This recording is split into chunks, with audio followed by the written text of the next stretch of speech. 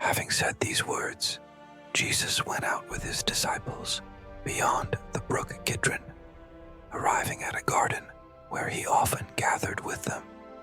Judas, the traitor, knew the place well and, accompanied by a detachment of soldiers and officers sent by the chief priests and Pharisees, came to meet Jesus, bringing lanterns, torches, and weapons. Jesus, knowing all that was about to happen, stepped forward and asked, "Whom do you seek?" They answered, "Jesus of Nazareth." When he declared, "I am he," the soldiers and officers drew back and fell to the ground. He repeated the question, and they again replied that they were looking for Jesus of Nazareth. Then Jesus reaffirmed, "I told you that I am he. If you seek me, let these go their way," thus fulfilling his word that none of his disciples would be lost. Simon Peter, overcome with emotion, drew his sword and cut off the right ear of Malchus, the high priest's servant. But Jesus intervened, ordering Peter to sheath his sword, for he must drink the cup the Father had prepared for him. Then the soldiers, along with the commander and the Jewish servants, arrested and bound Jesus, leading him first to Annas, the father-in-law of Caiaphas, who was the high priest that year.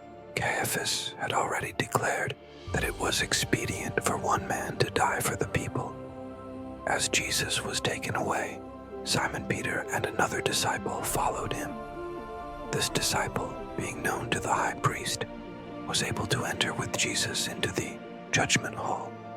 Peter, who remained outside, was later brought in.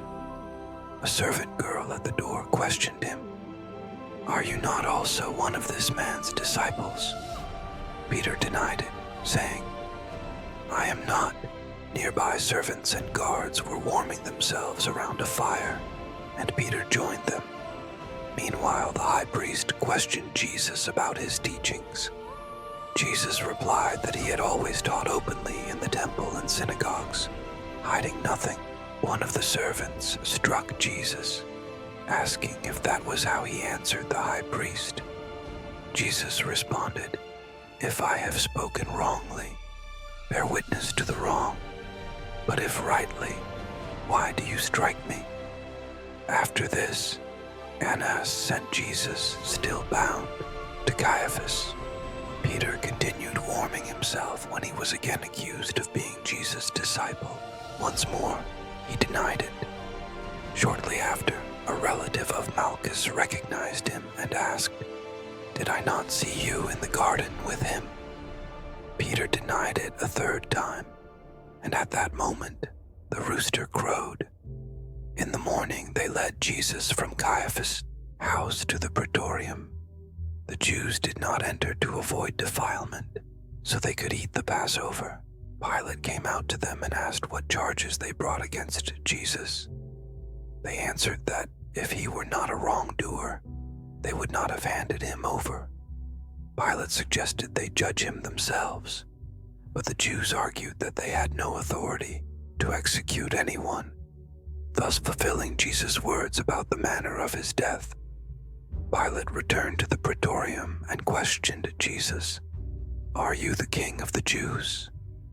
Jesus replied, "Do you say this on your own, or did others tell you about me?" Pilate answered, "Am I a Jew? Your own people and the chief priests have delivered you to me. What have you done?" Jesus then declared, "My kingdom is not of this world. If it were, my servants would fight to prevent my arrest by the Jews. But now, my kingdom is not from here." Pilate asked, "Then you are a king?" Jesus answered, "You say that I am a king. For this reason, I was born and came into the world, to bear witness to the truth.